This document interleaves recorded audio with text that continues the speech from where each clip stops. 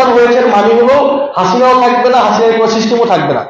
আমরা দেখলাম এই যেই রায় অগস্ট মাসে বাংলাদেশের সকল ছাত্ররা, নাগরিকরা দিয়েছে, সকল শ্রেণী পেশার মানুষ দিয়েছে, সেজন্য আবার একটা ঐক্যমত্য কমিশন করা হলো এবং সেখানে বাংলাদেশের মানুষের এই জুলাই গণঅভ্যুত্থানের রায়কে উপেক্ষা করে বিভিন্ন সংস্কার নিয়ে আলোচনা করা হলো এবং সেখানে বিএনপি সহ আরো কিছু দল তারা একের পর নোট অফ ডিসেন্ট দিল, এই সংস্কারে নানাভাবে বাধা হয়ে দাঁড়ালো। এবং সর্বশেষে আমরা দেখছি যে আমাদের 2000 শহীদের শাহাদাত, 30,000 মানুষের অঙ্গহানির বিনিময়ে পাওয়া আমাদের যে অভ্যুত্থান, আমাদের যে বিপ্লব, সেটা এখন এসে একটি গণভোটে দাঁড়িয়েছে। আমরা দেখেছি বিএনপি এবং ছাত্রদলের পক্ষ থেকে না ক্যাম্পেইন করা হচ্ছে। এই না ক্যাম্পেইনের মাধ্যমে বিএনপি এবং ছাত্রদল জুলাই গণঅভ্যুত্থানের বিপক্ষে ইতিমধ্যে দাঁড়িয়ে গেছে। তারা ইতিমধ্যে বাংলাদেশের মানুষের যে রায় জুলাই গণঅভ্যুত্থানে, সেই রায়ের বিরুদ্ধে দাঁড়িয়ে গেছে। এবং এই যে আমি ঘটনাক্রমটি বললাম গত 1 বছরের, এই ঘটনাক্রমের মাধ্যমে আওয়ামী লীগকে বাংলাদেশে নানাভাবে প্রাসঙ্গিক করার চেষ্টা করা হচ্ছে। আমরা দেখছি নানাভাবে টকশোতে গিয়ে সোকল্ড আওয়ামী লীগের ভোট ব্যাংক বলা হচ্ছে। যে আওয়ামী লীগের পুরো ক্যাবিনেট বাংলাদেশ থেকে বাংলাদেশের মানুষের তোপের মুখে পালিয়ে যেতে বাধ্য হয়েছে, সে আওয়ামী লীগের বাংলাদেশের কোনো ভোট ব্যাংক নাই। এই যে আওয়ামী লীগের ভোট ব্যাংক আছে, এই যে বলা হচ্ছে আওয়ামী লীগকে এই কেন মামলা হয়েছে, সেগুলো নিয়ে যখন নানাভাবে প্রশ্ন করা হয়েছে এবং বিভিন্ন জরিপে বিভিন্ন আমাদের সকল সিভিল সোসাইটি তারা দেখাচ্ছে যে আওয়ামী লীগের একটা ভিন্ন ভোট ব্যাংক আছে। এগুলো করে আওয়ামী লীগকে প্রাসঙ্গিক করা হয়েছে এবং এই প্রাসঙ্গিক করা বাংলাদেশে যে চেঞ্জ দরকার ছিল, যে রেডিক্যাল চেঞ্জ দরকার ছিল জুলাইয়ের পরে, যে রেডিক্যাল চেঞ্জ করতে না দেওয়া, মিডিয়াগুলোকে রিফর্ম করতে না দেওয়া, সংবিধানকে রিফর্ম করতে না দেওয়া, শাহাবুদ্দিন চুপ্পুকে রাষ্ট্রপতির পদে বসিয়ে রাখা এবং গণপরিষদ নির্বাচন হতে না দেওয়া, এই যে ইত্যাদি কার্যক্রমের মধ্য দিয়ে আওয়ামী লীগের যে কালচার, সেই কালচার বাংলাদেশকে এখন এস্টাবলিশ রাখা হয়েছে।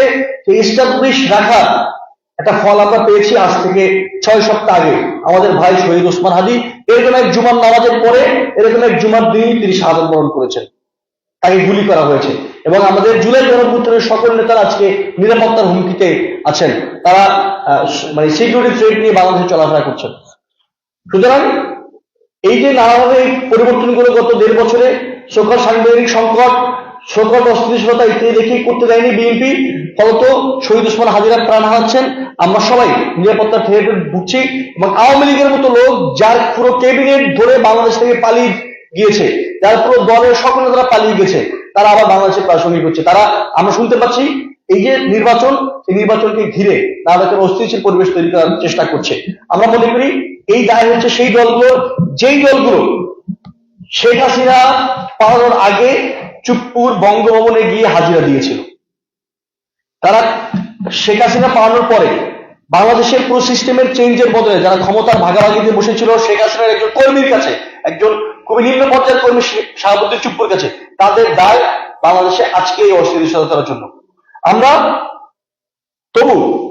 যারা জুলাই গণঅভ্যুত্থানের পক্ষে, আমরা যারা জুলাই গণঅভ্যুত্থান করেছি, যে ছাত্র জনতারা করেছে, তারা আমি মনে করি তারা এখনো নিরাশ হয়ে যায়নি। আমরা বলতে চাই যে বাংলাদেশে যে পরিবারতান্ত্রিক রাজনীতি টিকিয়ে রাখা হয়েছে, বাংলাদেশের যে এক ব্যক্তি দীর্ঘ বহু বছর ধরে প্রধানমন্ত্রী থাকেন, এই যে কালচার টিকিয়ে রাখা হয়েছে, এই যে যারা সরকার গঠন করেন তারা প্রশাসনিক সকল ব্যাপারে একচেটি আধিপত্য বিস্তার করেন, আমরা এগুলোর বিপক্ষে। আমরা মনে করি তত্ত্বাবধায়ক সরকার, আমরা মনে করি যে সকল সাংবিধানিক প্রতিষ্ঠান আছে, সাহিত্যিক প্রতিষ্ঠান আছে, সেখানে সরকার দলের পাশাপাশি বিরোধী দলের অংশগ্রহণ থাকতে হবে। আমরা মনে করি কোন ব্যক্তি সকল মেয়াদ মিলিয়েও 10 বছরের বেশি কোনোভাবেই তিনি প্রধানমন্ত্রীর মেয়াদে থাকতে পারবেন না। আমরা মনে করি